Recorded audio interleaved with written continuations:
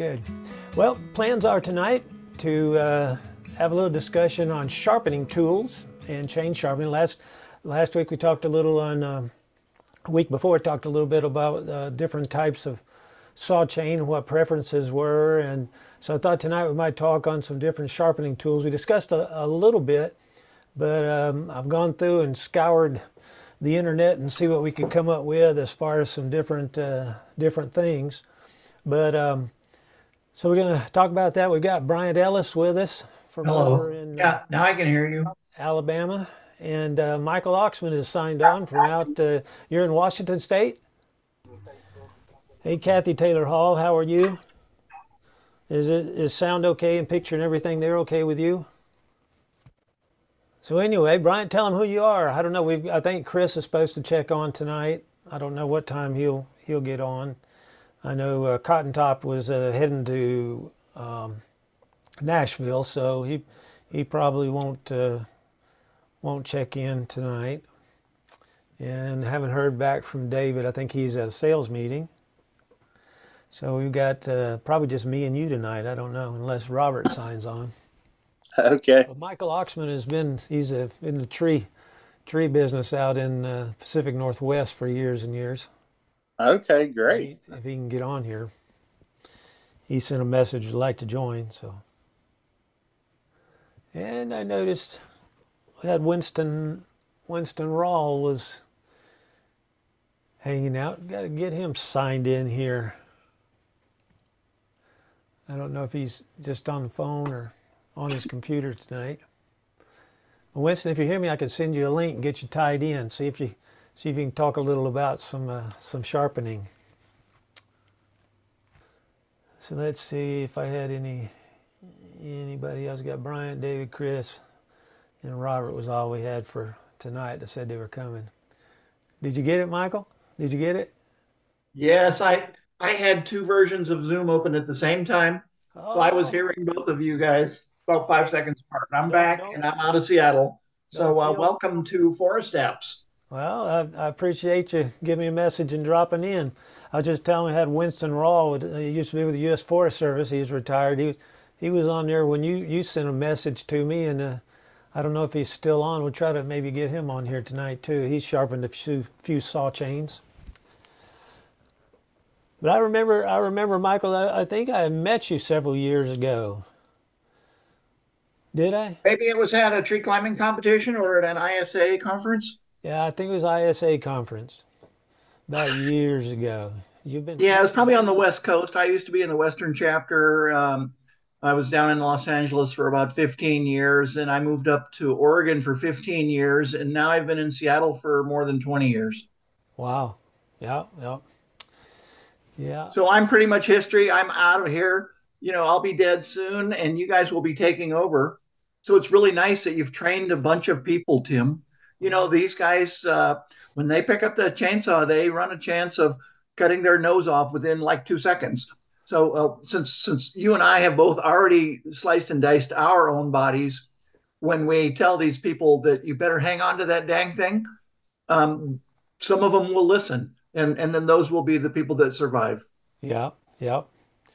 Yeah, I was talking. I think I was talking to Dwayne Newstetter. I think you know him, huh? Yes, I know Dwayne, and now DJ is coming up, and that is really fantastic to have a multi-generational family-run outfit.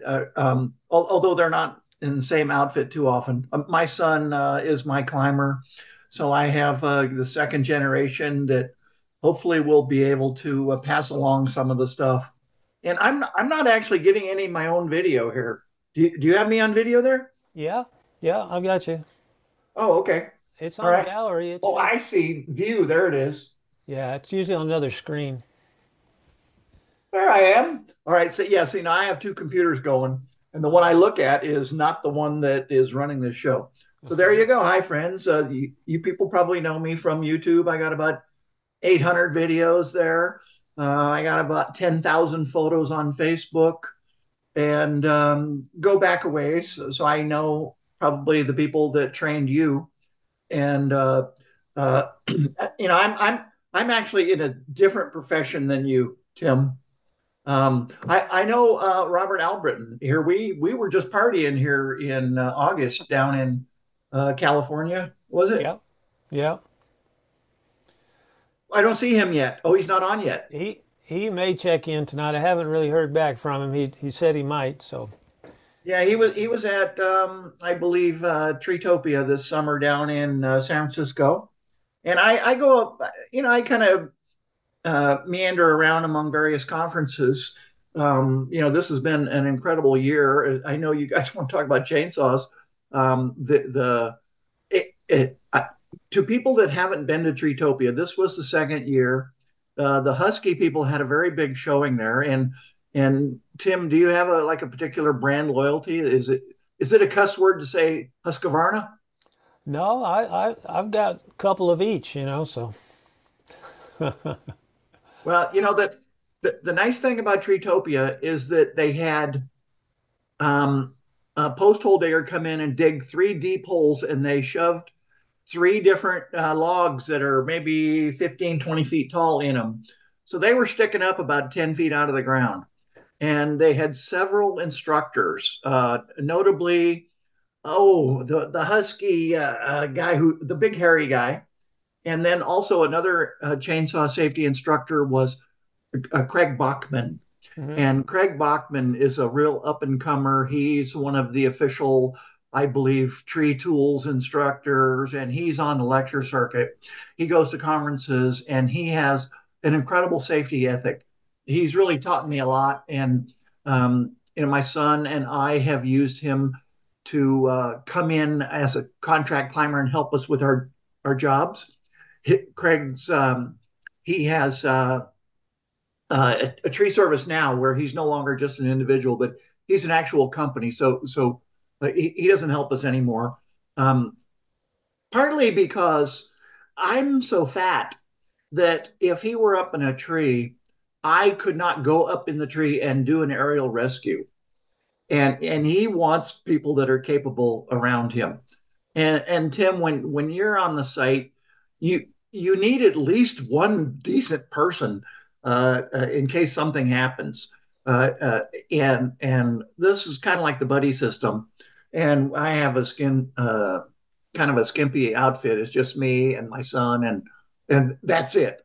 So we don't really qualify as a tree service, but we use the chainsaws, and I'm fascinated by chainsaws. The sharpening, which is what you want to talk about tonight, is such a tiny component of of what is involved in chainsaws.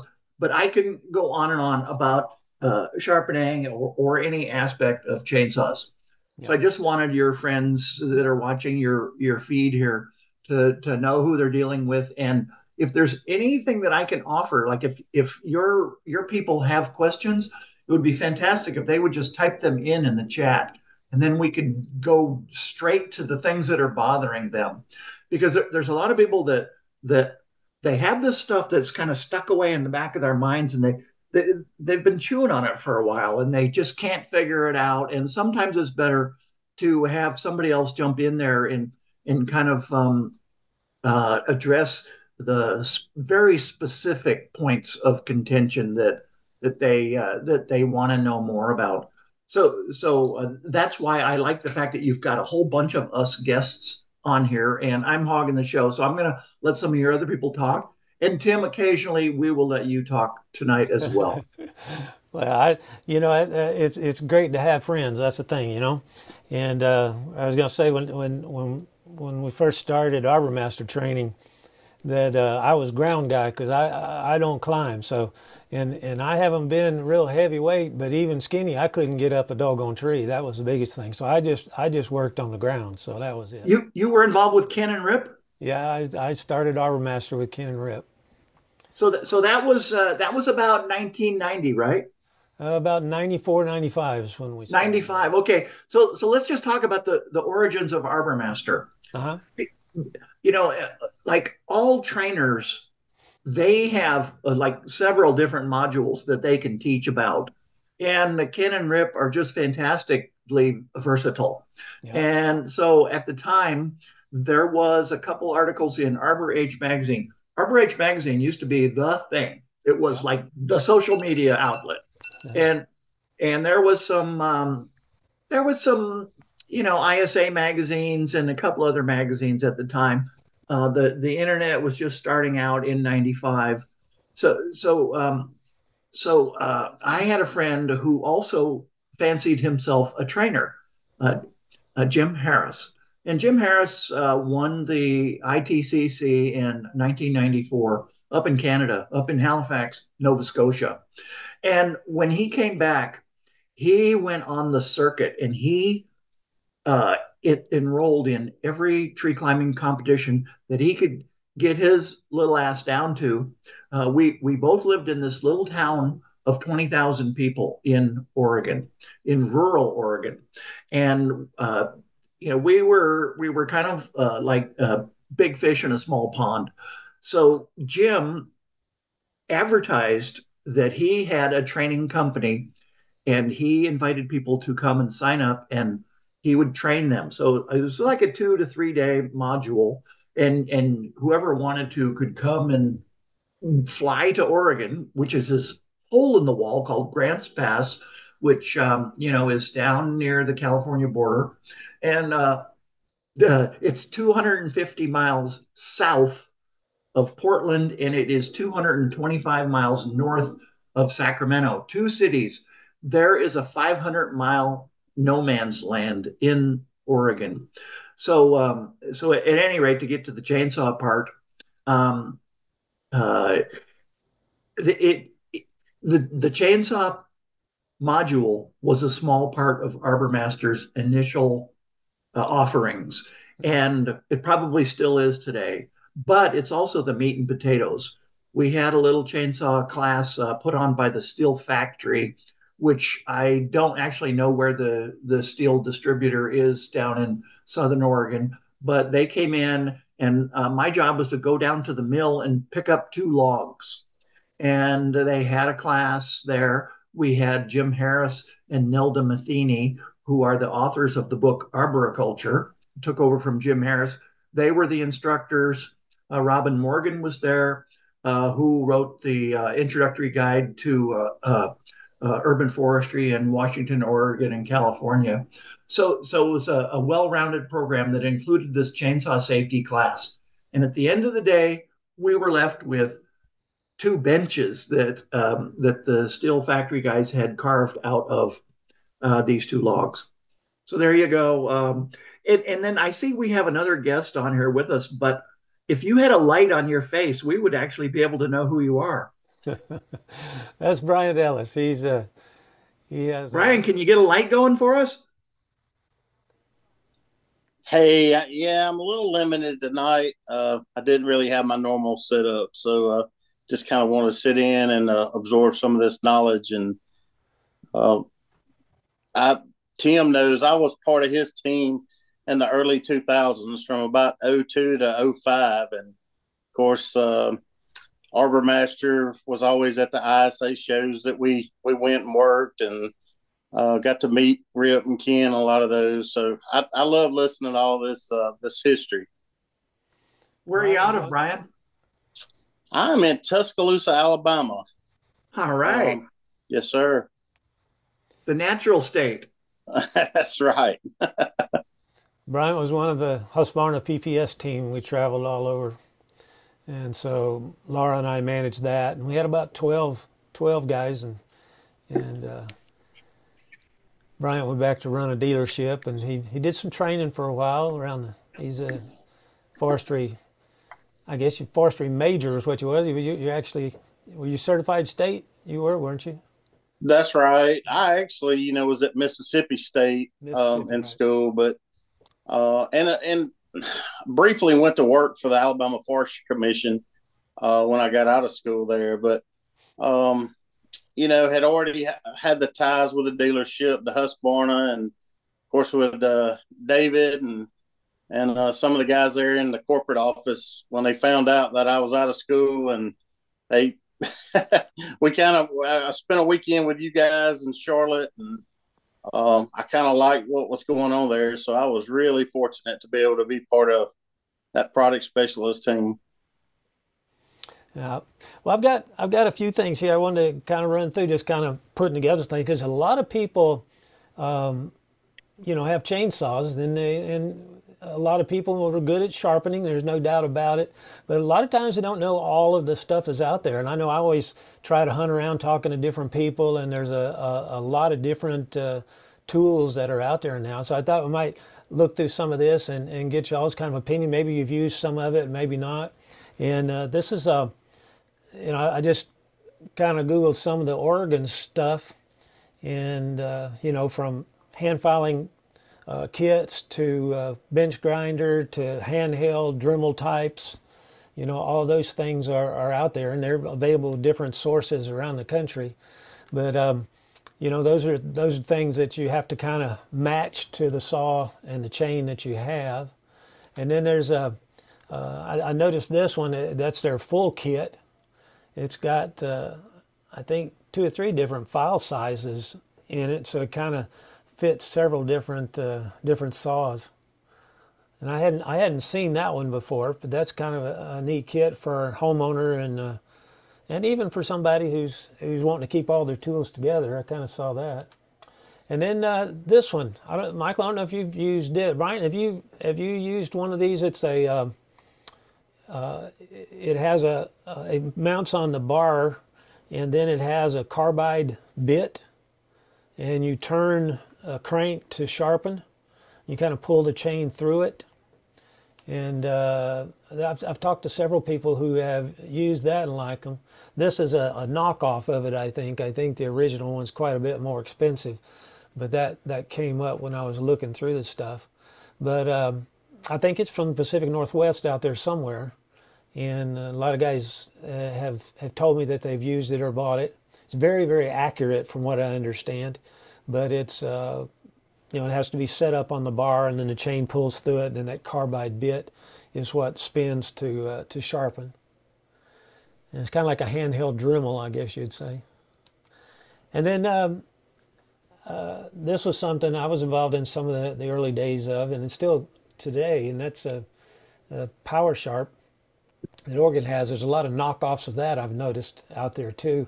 But this was a system that back in the 80s, I think it was, we used to call it Barracuda chain, but it was a auto sharp chain that McCulloch used, that Oregon had developed, and then also I think Sears had it on some of their saws. But it was a chain that basically sharpened from the top instead of underneath, and it kind of went away when all of the ANSI standards came about back in the early 80s. And then I was out at Oregon, gosh, it's been, I guess, 12 years or so ago. And they took me out back to show me this, and they hadn't mentioned anything about it, and all of a sudden they had a whole engineering staff working on it. And they came up with a new design on the chain, and then instead of having the sharpening device mounted to the crankcase of the saw or the side cover, they made it to go to the end of the bar. And they still have it available across the country, but it's just an extended pitch 3/8. And a lot of the advertisement stuff on it, they show it on regular saw chain, but you will mess up a regular saw chain real quick if you put this thing. It clamps on the end, and then you push against the end of it, and it sharpens the chain from the top down. It's really pretty decent. I've got one mounted on a pole saw. I still have, and it works pretty good. But it's kind of an aggressive cut. But it's nice if you cut a lot of dirty wood or stumps, that kind of stuff. You can be able to sharpen it and get the damage off the chain pretty fast. And it does cut pretty decent. But it's only on the small saw, so there's some applications for it. I think disaster relief groups have had some decent work with it. But that's the Power Sharp. But when they showed it to me, they took me out back and they said, "I want you to try this thing out. Tell me how it cuts." And it was about a 6 or 7 inch piece of Douglas fir they had in this sawhorse, and they had it on a little Poland saw. I started it up, and I cut down through it, and they timed it. It was like 7 seconds through this piece. And they said, well, I want you to go over and cut the sidewalk. And so went over and cranked it up and stuck it in the sidewalk. That was kind of fun. And then come back over, and they said, well, we're going to mount this on it, and you can push against the sawhorse there, and we'll see if it sharpens it back. And sure enough, we were back close to 7-second cuts on a piece of wood again. And so I was kind of impressed that they were spending the time to re-engineer this thing and put it back together. So it was something new, and it did meet the ANSI requirements. It's kind of reduced kick doing it at the same time. So nice little attachment. And then a lot of people like this one, and Brian, you know a lot about this one, the roller guide, and different sizes that work on anything from extended pitch 3/8, 325, 3/8 full profile, 404, and it sits on the chain, and then it holds the file on the rollers, and it has a unique depth gauge plate, which is a design that first time I saw, Soren Eriksson had it with a solid plate that he brought over. We started using them in our game of logging training, and it takes each tooth independently. So you have a filing guide which keeps your file at the proper height, but then when you set the depth gauges, the rakers with this, it takes each one. I think West Coast Saws also has a version that they build on that now, but Husqvarna still has the original configuration on it. And so that's the roller guide. And then another tool that kind of takes the same concept of setting each tooth individually is the furred chain sharp, or what Husqvarna sells as the Sharp Force. And that comes in several different sizes, and it has a flat file and a round file, and more or less it indexes off the tops of the teeth. So as you file the tooth back, the tooth gets lower, it goes downhill naturally, and so that lowers the flat file against the depth gauge to set it. And so it can move around pretty fast, and you have to swap though from left cutters to right cutters. You have to swap the files around. And so it makes it a little bit challenging unless you kind of understand it. But those are about $34, $35. I think you mentioned that a couple weeks ago. You sell a few of those, don't you? We do. That's a really good sales tool. And I'll tell you, when you use something like that, enough, and get experienced with it, you sort of understand what's going on, with the depth gauge file and the proper file. We see so many that's using the wrong file, it results in a hook, or it's, that this type device just teaches you the right way to do it. And it allows you to learn how to freehand, after you've used it a while. But we keep them in stock. I've got the three major sizes. And we move several dozen a year of them. Well, I've used it in the field. I use it quite a lot, and but it does. You can screw up a chain with it real quick, just as you can with just a round file or Absolutely. Devices. If you understand, like we talked about week 4 last, about the parts of the tooth and how it works, and somebody does it as long as, like Michael does, once you do it a while, you can sharpen with anything. And I think that's the key to it, if you understand how everything works. And then this device then turned into, and this is produced by Furred also for steel, but it's what they call their CSX tool, but Steel calls it a 2-in-1 tool. And they've refined it a little bit and use it with their size files, which is 11/32 and 13/64 instead of the 3/16 and 7/32.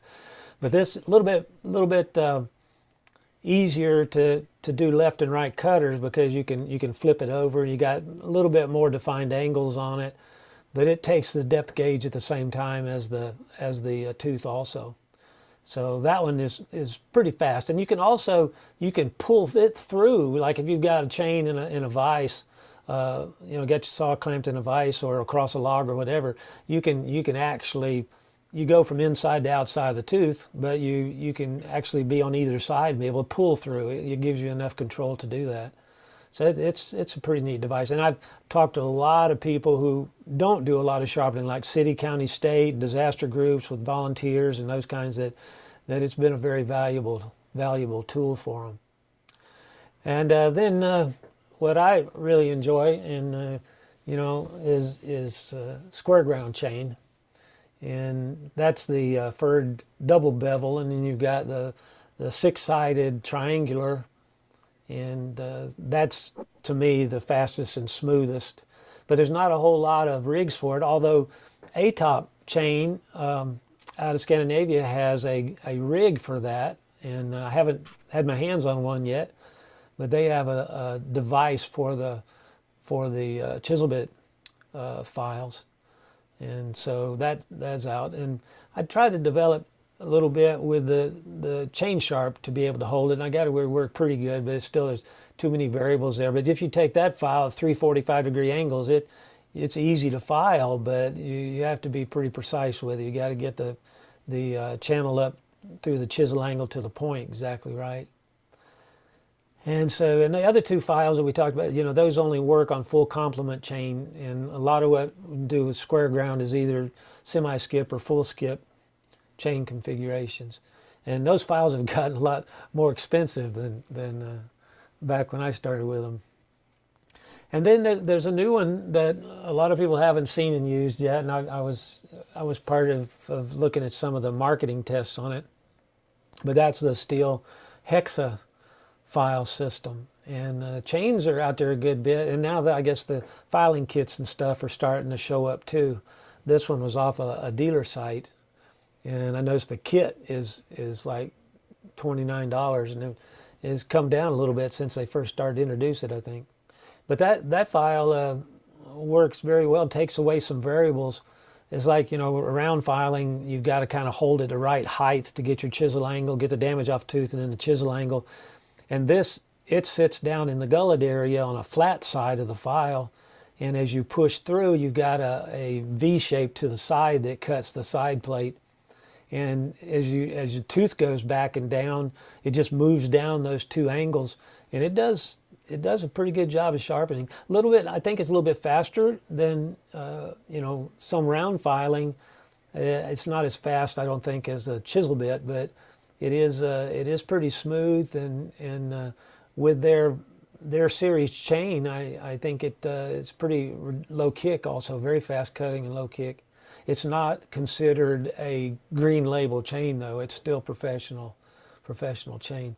But I did. Are all six sides filing, or some of them just flat as a guide? The top is flat with an index line, so you got your top angle reference, and then the bottom is smooth, and so it sits down right in the gullet. The file,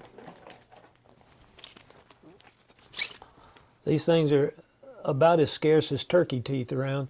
But I don't know if you can see this or not, but it's a hexagon shape, and then the top of it has a reference line on it there, and then the bottom side of it is smooth. So you apply back pressure into the tooth and just leave it flat against the bottom in the gullet area, and as you file back, it puts a V shape down, so it's about the same chisel angle, but then it takes it out in the gullet area there at also about I don't know, probably 30-degree angle, and it's very smooth and fast cutting, and very easy to sharpen. It's much easier than round filing for new folks. I mean, either way, if you've done it a little bit, you can freehand either one of them pretty good, but it's something that it lines itself up to the tooth. So basically the same tooth. The depth gauge is a little bit different offset to it, but it's basically the same tooth as a RS series tooth on the steel. So kind of like a 72 LP type of design, like an organ chain. I have filed some over just messing with it, and it works. It works on several different ones. And then getting into the grinder system, gosh, there's a lot of stuff now. You got small clamp-on units, and actually got the handheld units, and then you've got the auto systems now. And I was looking There's one video, I don't know if you've seen him, is a top branch tree out of, he's out of Vermont, I think, or Maine area. And he's got some really good videos on training also. He's a tree service up there. And he has one that I hadn't seen before. I guess he got it out of Europe or something.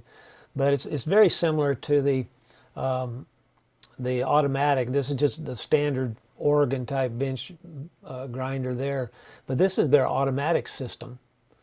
And you can set that up and it moves through. You set it up to the chain and then it moves through.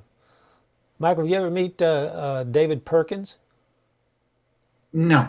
No. He was one of the vice presidents with Husqvarna. He's out in Vacaville, California, and he started a business out there. I think Chain Sharp, I think, or something. No, something I can't remember what it's called. I had a root canal, a wisdom tooth pulled today, so my head's not thinking right. But anyway, we got he set up a grinder system with some units from Europe, and he had like 5 of them going in there, and he was sharpening for like Bartlett Tree and different around the country, and they'd mail order them into his shop, and they would use these automatic type grinders and clean everything up, grind them, and send them back on a per grind basis. And he worked pretty well. I think he finally, I don't know if he's still got interest in it or not, but he's done very well with that sharpening business. Sharp Point or something, I think he had it. And so he's pretty neat. But that's some of the different devices and things that are out there, and there's all kinds of bench type grinders and things that different manufacturers are doing. But that's something. I was out in you're talking about Grants Pass, around the Stout Grove and stuff, Crescent City and that area down through there. And also I worked with some logging operations, doing some testing too back in the steel days with Mount St. Helens. And one of the things at Weyerhaeuser there in Klamath Falls, they had the Ziegelmeyer system. I don't know if you ever had met Lynn Ziegelmeyer, but he passed away several years ago now. But he hand built a grinder system that worked just on square ground chain. Very unique design, a little bit different than the Sylvie and what's the other one out there on the square ground. But his major system of that was a motorized grinder for the depth gauges that set each tooth in the height, to the point as far as the depth gauge in the raker. And he had an automated system to do that. So Weyerhaeuser had that system, and I think it was Clint there at the shop. He was either there or he also set one up at Rocky Creek in Chapman, Alabama. And that grinder there, Clint, I think his name was, he would do about 150 chains at night, and the guys would go back up the hill with him. He would take 3 chains and sharpen them and dress a bar and clean it. And so the guys, he took old pieces of fire hose and he would drop these chain loops down in there, and he had a little bit of oil in there with him. So the guys went in the work bus up the hill, and then they had 3 sharp chains to work with all day long. So as one got dull, they would rotate it out. And so they started a rotation system. And then at night, he had 2 sets for each sawyer. And at night, he would sharpen one, and then they had one ready all the time. And that kept their production up, as well as kept everybody happy. They didn't have to do a whole lot of sharpening in the field that way. But he would set those up on that machine and kind of walk away from them, and then he would have to take them off of that machine, put it on that other depth gauge grinder, and it was quite nice. And Ziegelmeyer, he sold several of them. We had 2 or 3 of the Game of Logging guys who bought them, and they would use them. And I talked to John Adler. He had one set up in Vermont, and I was talking to him back a few months ago, and he had already gotten rid of it. But the only thing about it was as they say, kind of like a tank. They were built hand-pieced, so if something broke, you had to get him to remanufacture it. So, but they lasted forever, though. I mean, you could sharpen many chains. But that was the first real experience I had with real high quality grinder systems. And then that Oregon automatic, they've had it out now for several years. It does a really good job. But you know, it all boils down to the same thing. It doesn't make a difference if you're just using a file and a corncob handle, or you're using an automated system. If you understand those parts of the chain and think through the process of it, and make sure that you're, and I always say, trying to get that chain to look box stock. You know, it doesn't make any difference how far it's worn back, as long as you've got the angles and the surfaces right, and it's gonna cut as it came out of the box. And it's going to cut safer. So let's jump back to safety here for a sec, Tim. Yep. And love to hear more about this, but a dull chain is a dangerous chain. And if you don't sharpen your saw, you're going to push on it. You're going to shift your center of gravity, and you're going to be off balance directly over the saw. And then when something happens, when you're cutting and the chain grabs and the saw jerks, you are already off balance, and the saw can come and bite you. So, I mean, Tim, your audience they're already tree people. Everybody here is a tree person. But guess who cuts themselves? Tree people. So, well, it's an exposure time thing, you know, Michael. It doesn't make a difference how much experience you have. It's the more you stand between that white line and the yellow line, the chances of an incident are higher, aren't they? There are certain things that we do where we become our own worst enemy, and we think we're saving time. We're going to keep using that saw, and we should just put that saw away, go down to the truck, get another saw, or go grab the file. And since we are our own worst enemy, we don't do that, and we get in trouble. And then later, these people, they say to us, you know, what were you thinking? And here we're all band-aided up or whatever, and we don't have a good answer. We just say that the expediency of continuing on in a worsening situation where the saw gets duller and duller and duller, and we keep using it and using it and using it, is the mental block. So here you've got the tool, okay, the chainsaw. But that chainsaw is in tandem with your body, which is being run by your mind. So right in that intersection between those three things, your chainsaw, your body, and your mind, at some point, that is where the accident happens. Mm-hmm. Now, very, very rarely, a tree will come after you. I remember I got chased down by this alder tree that had a big curve in the trunk one time. It chased me onto my butt, and it grabbed the saw, it picked me up, and threw me back about 6 feet. But that's rare. Trees aren't out to get me. My mind is out to get me. My mental malaise, my slacking off is what keeps me from getting my saw sharp and putting me back in the zone of safety where I'm running the show instead of the dull chain. So that's, I think that's why we're all here. I mean,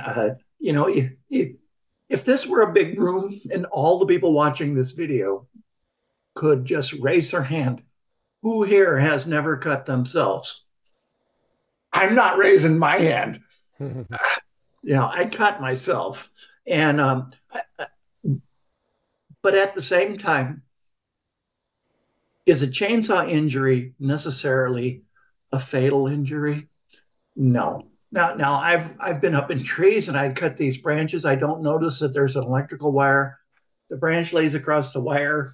The current comes through the branch, comes into the saw, and then into my hand, and then through my chest to my other hand where I'm hanging onto the tree, and I get this zap right in here. And now a lot of those injuries are fatal. So just because you accidentally nicked your knee and you got away with it, don't think that was a minor accident. That was a potentially lethal accident. So there you go, safety. I would just love for everybody to just chime in on safety right now, caused by dull saws. What what happened to you when you were leaning on that saw? You were pushing on it so damn hard because it just wouldn't cut. What happened to you? Tell us. Type in some stuff, people, about how you actually managed to nick yourself. There's guys that aren't here right now because they just laid down right there and they bled to death. Um, and we don't have the benefit of them telling us what they did wrong. We want you people that got away with minor injuries to educate us. Tell us how what you could have done differently, please. Yeah, I think that's it. I mean, you when you get talking, I'm sure Bryant probably has them come in the shop all the time too, and talking about. That's the first thing they start thinking about is injuries with the saw and that kind of thing, and it goes back to the sharpening and the pushing and the pulling and those kinds of things are the things that start to instigate the injuries out there, and plus a huge loss of production too for people out there working with the saw. So it's and I always say that an accident's an unplanned event. And so if you start looking through, the best thing you can have is a good planning process, and taking in and making sure that your piece of equipment is up to snuff is really what's going to do it. And it's something where if you're working with something dull, then you've got the reactive forces of the saw because of its power and the rotation of the chain and the bar. You get off balance or you put it in the wrong position, and the next thing you know, you've got that unplanned event that happens. What do they tell you in your saw shop, Brian? Yeah, we see a lot of that, and most of our greater stories are probably more with a homeowner or consumer. The ones that just doesn't have that education, and it's pretty scary sometimes. You get a customer comes in and maybe he's purchased a little land or he's inherited some property, maybe from some family. And so he's purchasing a saw, and, you talk to him about the importance of PPE and chaps, but they don't really understand proper starting. They don't understand proper maintenance. They don't understand sharpening. So you're right. They start using the saw when it's not sharp, and they're bearing down, and they're being, unsafe with it at that point. So, but a lot of our, most of our storm cleanup and DOT, volunteer fire, they continuously train themselves, and they have some people, on the truck or on staff that even the church groups that go the Samaritan Purse, and so many of these travel from state to state and work storm cleanup and disaster areas. But they're pretty knowledgeable. Not that they don't have stories, but most of what we hear comes from the inexperienced homeowner or consumer that just doesn't use a saw much, and maybe it's their first time purchasing a chainsaw and running one. That's where you hear most of the scary stories. That and then, so part of this business about the skill set level that's needed to successfully maintain and operate chainsaws involves the repetition with sharpening. It's highly repetitive. By the time you go all the way around, you've just touched 50 teeth, and you're starting to get some consistency. But these homeowners, these amateurs that you're talking about, they have never even tried it. So they're going to butcher that chain up on the first couple go arounds. And then they're going to be even worse off. And then they might just say, oh, I'm going to go pay money and have some saw shop do it because it wouldn't cut any better after I thought I sharpened it, because they got their angles wrong. They got this back slope on their tooth. They were pushing in the wrong direction, and they weren't removing the metal from the proper location on the tooth. Mm-hmm. And then there's a couple other things right in there too. One of which is using worn out files. When you have your saws and you're trying to sharpen it with a worn out file, what are you doing? You're pushing on the file. Well, that's just as bad, because then usually you get the gouge right here, so, as that file jumps out of the gullet. So there's a whole bunch of stuff that I mean, I'm not really interested in training newbies. I want to help arborists and loggers refine their techniques. This, Tim, you just gave this wonderful product tour. Wow, you just jumped through a couple dozen products, and we didn't really talk about them very much. And I don't want to. I just use the corn cob, and I'm perfectly happy with using my eyes to see where the metal is coming out of the gullet. And the sawdust that comes off of the metal, as little iron filings, that should tell us something, but only if we're watching. If we're zoning out and we know we have 50 teeth, I don't even know how many teeth are on a saw, whether it's skip tooth or semi-skip or full comp. But I know that it's boring as hell. So I don't always have the best quality control when I'm bored as hell. So the combination of being bored as hell, having a dull file, and then the kind of last main thing is not having a stable work area. And if that saw is flopping around on the table or on the tailgate or on your left boot, then there's going to be poor quality control, and you are going to get a saw that cuts all over the map. It's like you're cutting the Suez Canal.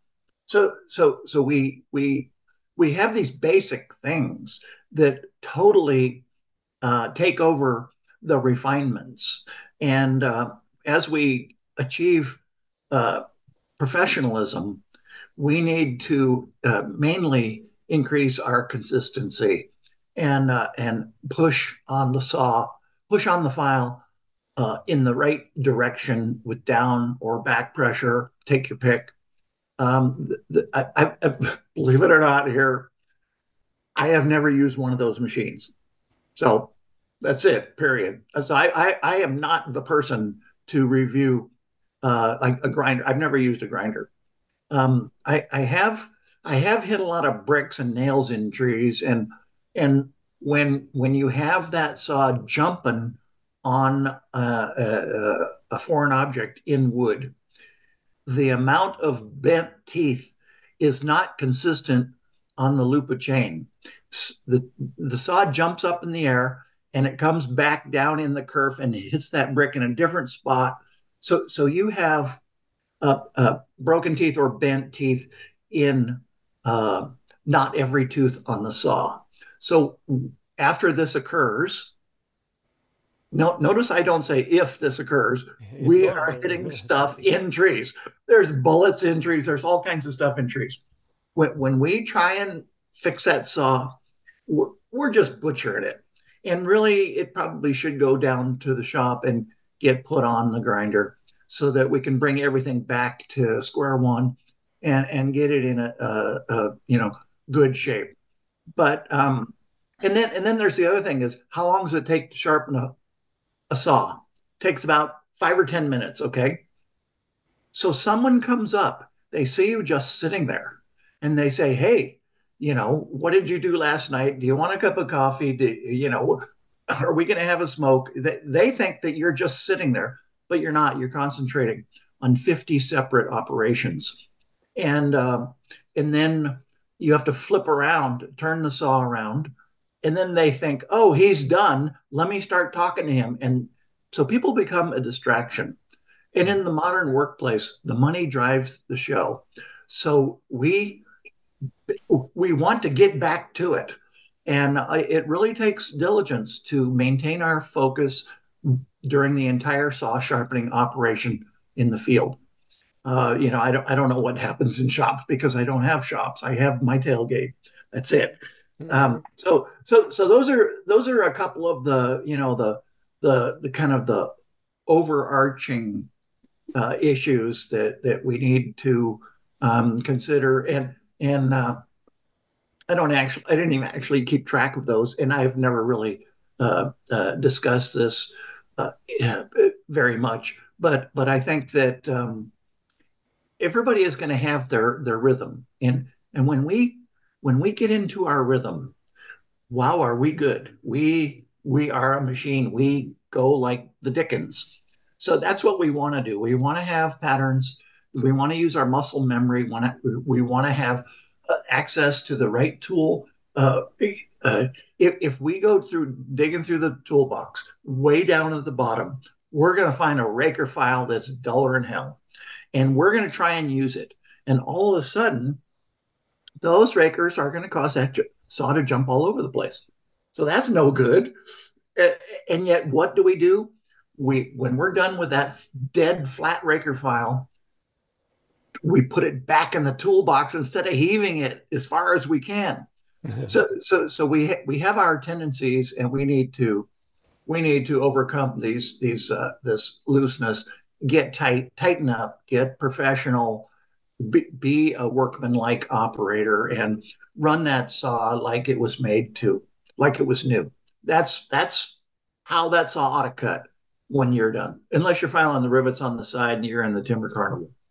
Yeah, a lot of people get into racing chains before they get the whole concept down, but and they do. Some of them have some techniques, that'll make them cut a little faster. But my problem is every time I get one to cut right in this wood, then I get on a dirty piece and it all changes. So, we spend a lot of time with training, and especially with the logging crews, and tree care too. But you start to think through it. You don't always have the tailgate. You don't always have the vise. You don't always have this. And Soren used to teach. He would set up in Scandinavia where they had bench felling methods.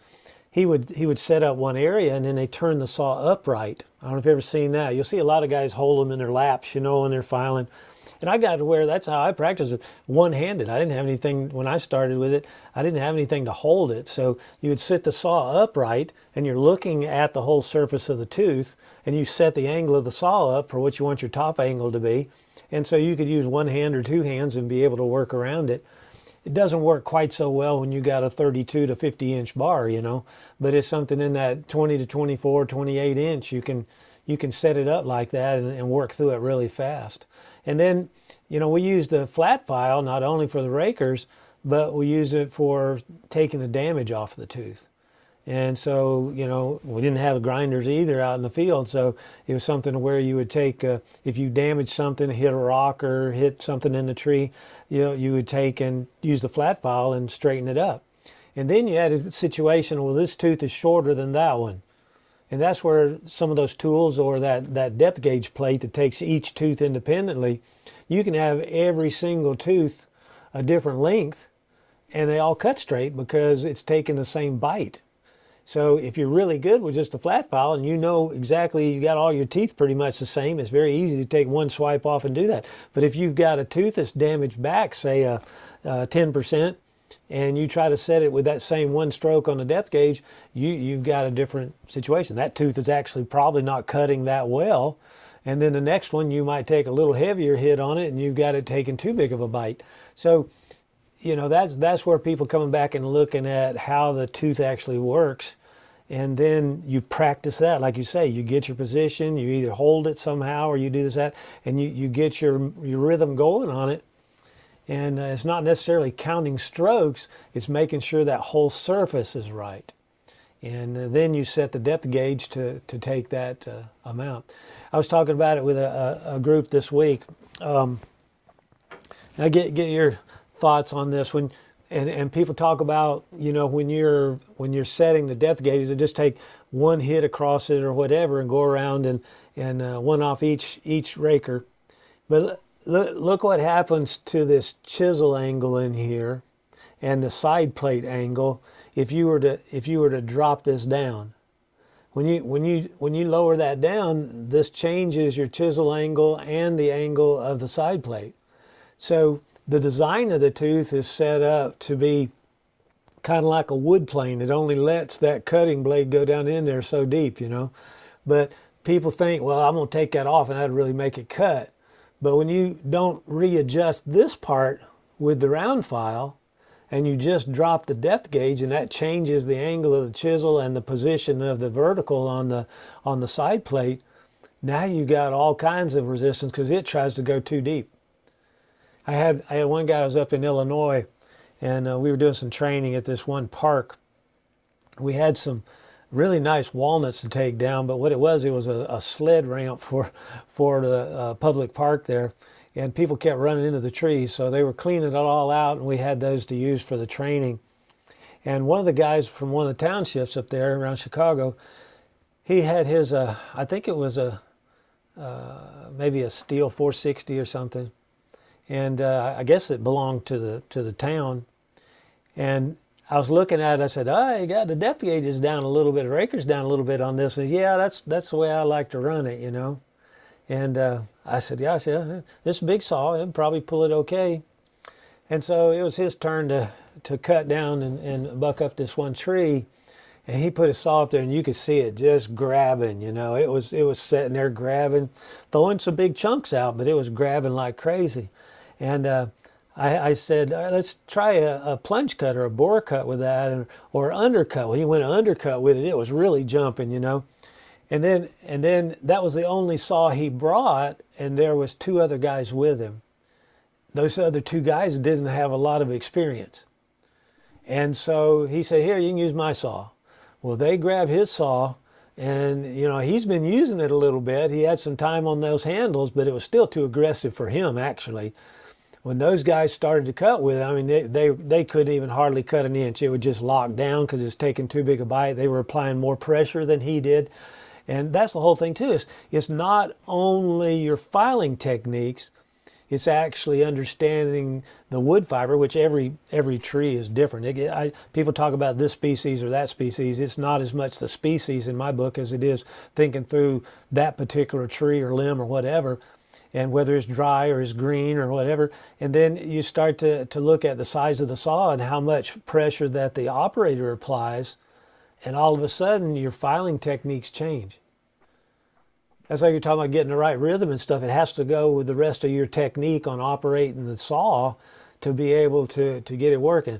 And I think that's the reason why we need to concentrate on the tools properly, but then also to take and try to put it back to its configuration. Like, you know, I always tell people, Joseph Cox, who designed it, is still basically the same today as it was in the early 50s. And you start thinking through it in this design.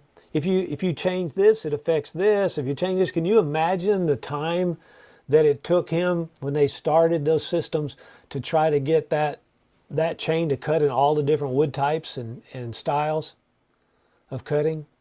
But he found a rounded system, I guess you'd say. It was something that kind of did the best it could do in all types of wood and with all types of operators. And that's really the key, is trying to get these things back to box stock. If you could get it back to where it's designed, it's probably going to cut pretty good. Yeah, you could tweak this a little bit and do this a little bit or whatever, but really trying to keep it like it came out of the box is going to be your best productivity, and to be able to maintain the safety. And that's really the key. It doesn't make any difference how fast you cut if you cut something else off wrong, right? Thanks for sharing that. You know, and then there's a couple other basic, I guess, issues or problems, or the mistakes that we make. If it's all about the money, when it's all about the money, you're not going to replace your sprocket when you're supposed to. And then your saw, the drivers are going to get all chewed up. Then your chain is going to jump off of your saw right when you don't want it to. So a lot of that could just be solved if we weren't such cheap ass sons of bitches. Can you say that on the internet?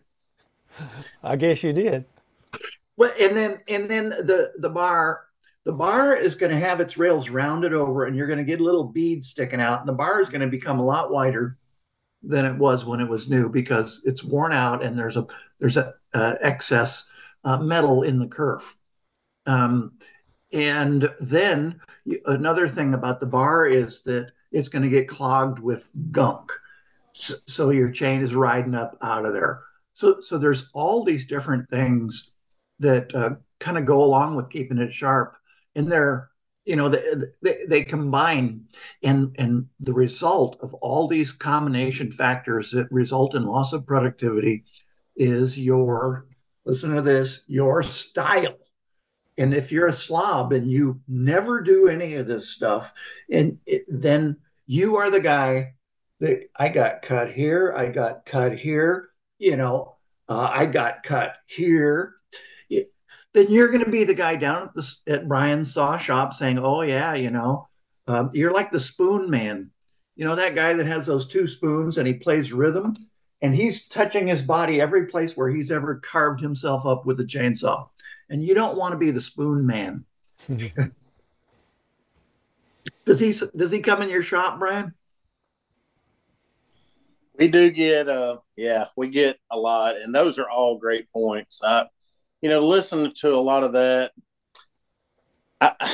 it's obvious we sort of focus on the saw out of the box and a factory saw, a factory bar and chain. But, a lot of times where the issue and the problems occur is when the customer's had it for a while and he comes in and maybe wants to change. Can I go to a bigger bar? Can I, take my saw from a 325 pitch to a 3/8? He's wanting to go. And then they don't understand that the saw is going to react a lot different. Sometimes they're trying to go too big a bar and chain or too big of a gauge for a small 40cc saw or something. And we get that a lot. We had some guys in today from a local electric group, and they had one brand pole saw, and they had a different brand bar on it, and they wanted a new chain. So we were looking at it, and we figured out that not only did he need a new chain, but he needed a new bar. The tip was burnt up, the speed tip. And when we pointed that out to him, he said, "Well, I don't understand how that happened." So, a lot of times what you see there is one brand has their oiler hole, or the way that they're oiling that bar and chain and sprocket tip is different from the original manufacturer. And he didn't understand all of that. And not only there, but then you're getting sprocket and, drum wear. And we see that a lot. A lot of customers come in, they want a new chain, but they hadn't even turned it upside down and took a look at that sprocket. And that's really where the problem is. So if you put a new chain on that saw and he takes off and runs it, like Michael said, it's either going to jump off and burr up the chain where it's not going. We see it all the time coming in. I put my chain back on, but it won't turn now. It's like it's binding.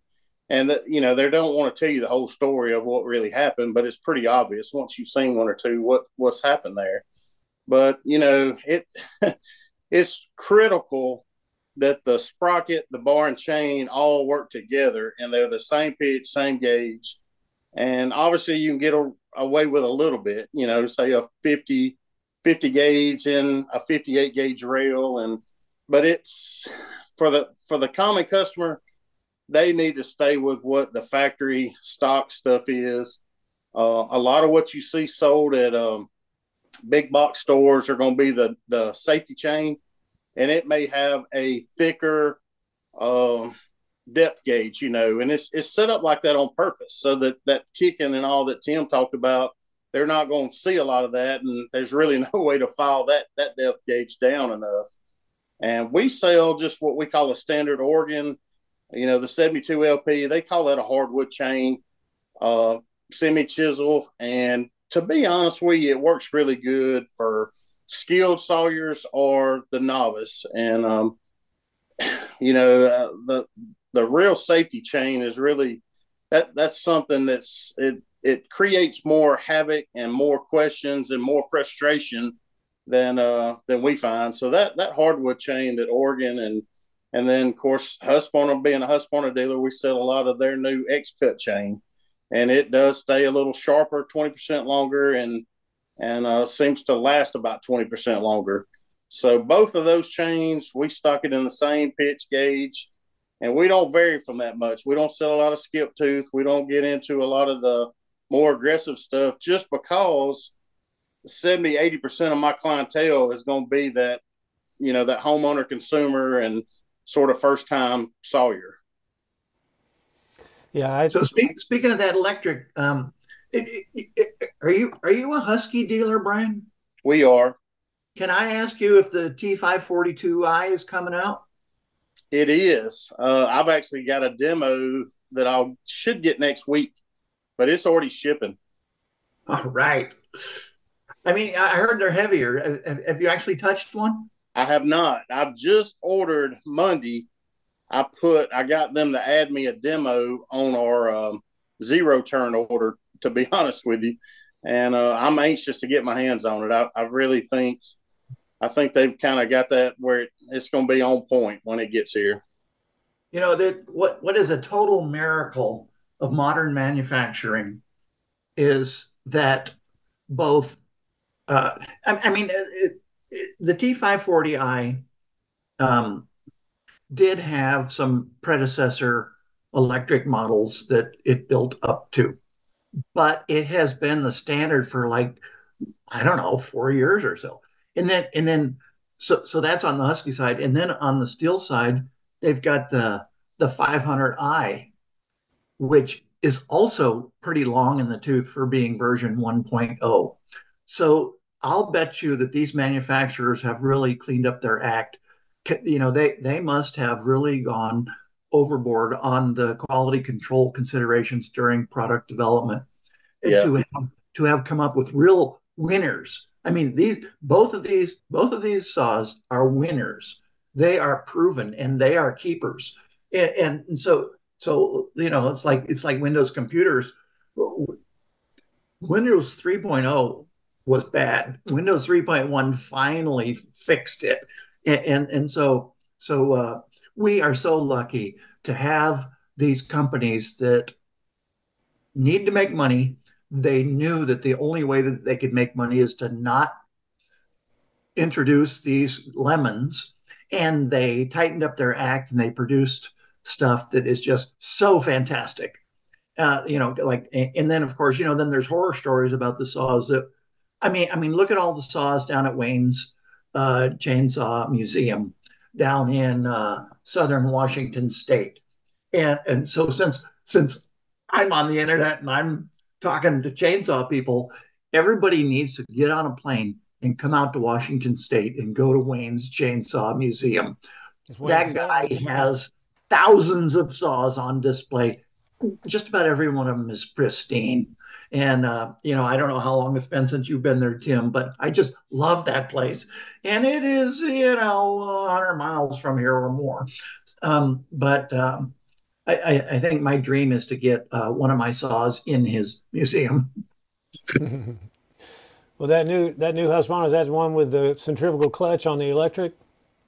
It is. Yeah. Yeah, that's going to be interesting. But, so what are we looking for? Is there? I mean, here you've got this X-cut chain, you've got this hex chain. Is there something else that's going to be popping up too that somebody invents? Because people they've got their computer, they've got CAD, they've got artificial intelligence, and they have a lot more smart people that are coming out who are graduating from engineering schools and stuff like that. Well, what's going to happen in 10 years? I would just love to see it. I'm not going to be around in 10 years, but most everything that has happened here in the past, say 15, 20 years with outdoor power has all come from the field. And it's a little bit different than what it was. I mean, you had few key players over the years out there, but basically now you've got such a volume of pro users that are also constantly trying to develop variations of tools. It's like all the new climbing gear and different pulley systems and lanyard systems and climbing apparatus, all these different things that have come about in the past 15 or 20 years. And it's coming from the actual users now. And so that's what I find. I like the power sharp I talked about, and then also the hexa. Those are two ideas that you never really think about to have a lot of application, unless you actually built it in a work situation. And that's what's really cool. I think the industry has started looking real closely at the end user. And they've had to really kind of rush things a little bit because of different government issues. So, with the battery saws and battery mowers and all that kind of thing. But it's quite interesting to see how the evolution of new products and newer ideas, they have quadrupled in the past few years, just recent years. We don't know. We can just guess. But the like say materials, for example, we've got incredible alloys. And what if we were to have, okay, so the Rolls-Royce engine, 6.8 cubic, 6.8,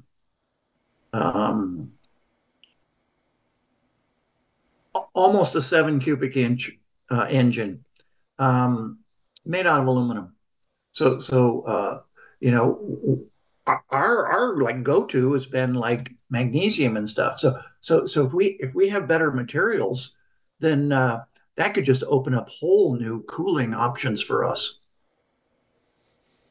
Yeah, as like I say, this technology is, you've got so many people that are building it from the workforce. And I think that's the key in trying to come out with new lighters. It's like lightweight bars. I mean, we worked for years trying to cut a quarter of a pound off of a 70 cc power head, and then all of a sudden somebody comes up with the idea of making a lightweight bar and drop 2 pounds off of the power head real quick. Just by going to a lightweight bar. Look how those things have taken over in the past, 10 years. I mean, it's amazing. I mean, it makes such a difference if you're especially running a 28 to a 42-inch bar. I mean, you start saving 3 pounds, 4 pounds. You're not carrying around all day. It's safer. It's more productive. It's not cheaper, but it's something that's cost effective in that case. So, the one thing that I want to see is reference materials about chainsaws for arborists.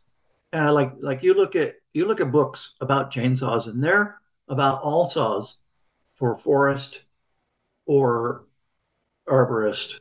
And there's so much information that has been lost by our people dying off. I want to capture it. Like for example, the International Society of Arboriculture is the trade association for tree surgeons, and they're having their 100th anniversary this year in August in Atlanta, Georgia. This is the centennial of the ISA. Now, arboriculture's been around a lot longer than that. The Davy book was like 1902 or 3.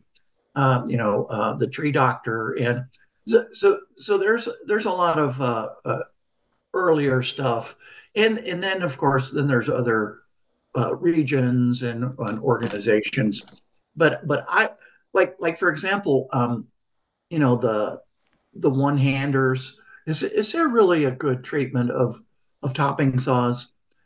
Has somebody really said, these are the differences in these different saws? Like for example, there was that Frontier Shindaiwa saw that had like 4 different colors of paint jobs that various licensors put on them. I don't even know who manufactured it, but I do know that when I filled one up with gas, it caught on fire. It was a fantastic saw. It had a rear handle on it, but it was super light. I was in love with the McCulloch Power Mac 6. Mm-hmm. And I ran through a bunch of those.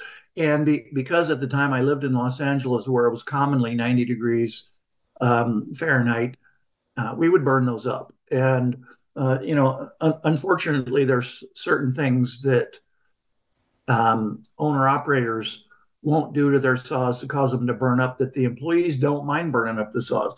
The employee sometimes doesn't even care if the saw burns up. They'll abuse them. They'll run them till they're smoking. When the saw runs out of gas, they'll put gas in it and immediately fire it back up and not get it down off of that seizure level heat. So the and then there's the R&D.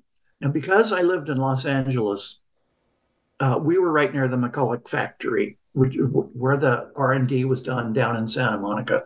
So we got to test Mac saws. It was after the Power Mac 6 came out. But the one that we did get to test, I forget it was. I think it was called an Eager Beaver. It was kind of like a homeowner saw, and the dichotomy between the ethics of various people. We had this one climber who was a drunk. Okay, guess what? I'm probably getting into trouble here, but he's probably dead now because he was a drunk. But at any rate, he was known for coming into work hungover. He was up in the tree. The Mac rep came by, gave us these two saws, and he couldn't get the saw started. He's up in the tree, and he threw it out of the tree onto the roof, which was, maybe 8 foot down below him. The boss just hit the ceiling, but the boss was related to this climber. He was his cousin or his brother or something, and so he couldn't fire him. And of course, employers are at the mercy of their employees. So some people, do have a ability to pull off a bunch of baloney that maybe somebody else wouldn't have. And then the other story about the Mac was that Mac made an electric log splitter, and they asked us for some logs to test their log splitter on. This was a log splitter for the homeowner market. It was a guillotine style where there was a track and then the blade was in the center and it came down in grooves on either side of this guide track. And it was you plug it into the wall and it had a little I don't we never actually saw it. And so later on, after we had delivered the eucalyptus log, which was eucalyptus wood is very hard. And so they said, nope, we changed our mind. We abandoned the concept of a homeowner log splitter because it would have to be overbuilt because we kept bending ours in half on this damn wood that you gave us. It was just too darn hard. So for all of the people that don't live around California, if you don't have any eucalyptus trees, you won't know how ungodly hard as a rock eucalyptus is, and it just does not want to split. So there you go. There's a couple stories about McCulloch. Oh yeah, we did try out some 011s for steel. I was working in Mount Shasta, which is up, maybe 4,000 foot elevation, 5,000, and they gave us some saws to test for the high altitude component. And for our watchers here, the 011 and 012 back handle saws, super lightweight, and I kind of call them homeowner saws, useless saws. But were you at the Shasta Saw Shop? Oh yeah, I knew those guys. I love those there guys. on the project with the Klamath Falls thing. So that's where we were working on the 056 Mag 2s and stuff with the pre-drilled carbs and the high altitude. They'd go up there and blow them up. And oh yeah, God, those were the days. And that was a kind of cool saw shop because they would be open early in the morning. Yeah. Well, they had lock boxes. That was something that amazed me. I tried to get that going in some other places, but they had lock boxes out back that the guys would drop their saws off at night, and they'd come in, they'd repair the saws, and then they'd pick them up out of the lock boxes for the daylight when they'd head out in the morning. those guys did a good business. Well, gentlemen, I need to kind of close down here, I think. So I appreciate y'all dropping by, and hopefully we've given a little bit of information out there on some things that are available on sharpening. And we do have some, there's some different classes and things around the country. You got dealerships like Byant that you can go in and learn about sharpening and pick up the accessories. You got people around with like ISA and stuff with Michael that have different classes and things going on. And we don't get a whole lot of people signing in here, but there's hundreds that watch these videos after they're up on the system, and I get constant questions and people asking about stuff. And I think it goes back to the basics. If we understand the basics of things and we have a good planning process to use those basics with, we can do it safely and be very, very productive at it. And so, but I do have some different things going on as far as some workshops and all. I've got some Zoom workshops going on, and I'm going to be having one. I haven't set the date on it yet, but it'll be just on sharpening with some of the tools and all. It'll be about an hour class. But February 28th, I got a 2-hour basic chainsaw. Had one this week. Had a couple of gentlemen, one from West Virginia and one from up in, he was in Virginia, around Wise, Virginia, and then been up in that area a good bit. And then another one from down in Fairburn, Georgia, and he had a little incident and wanted to get some more refreshers. So he said in the class the other day, we had one on the 12th. But that's available, and you can sign up for it on my e-store. And then we've got storm sawing workshop coming up April 2nd through the 4th. That's a 3-day hands-on program. It's going to be in Kingston, Georgia is the first one. David Breeden will be heading that one up. I'll be there. But David Breeden will be heading that up. I can't get too far away from home nowadays.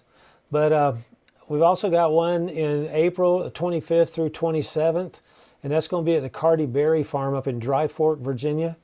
And so Chris Childs will be heading that one up.